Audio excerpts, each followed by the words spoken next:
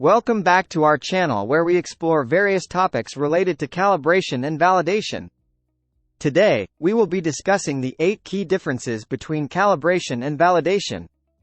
Firstly, calibration is the process of adjusting and verifying the accuracy of a measuring instrument, whereas validation is the process of evaluating whether a system or process meets specific requirements.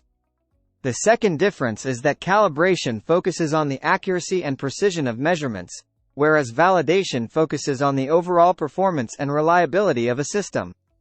When it comes to timing, calibration is typically done on a regular basis, while validation is usually done before implementing a new system or process. Another difference is that calibration involves comparing measurements with a standard reference, while validation involves assessing the entire system against predetermined criteria. In terms of documentation, calibration requires the generation of calibration certificates and logs, while validation requires protocols and reports to prove compliance.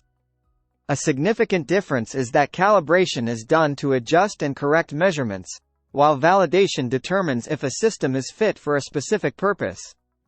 Furthermore, calibration is often done by specialized technicians, whereas validation can involve different stakeholders from various departments.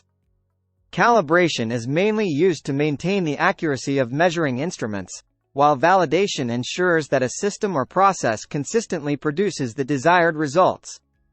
Lastly, calibration is more focused on quantitative measurements, while validation evaluates both quantitative and qualitative aspects of a system. In conclusion, while calibration and validation are related processes, they have distinct differences that are crucial to understand in various industries.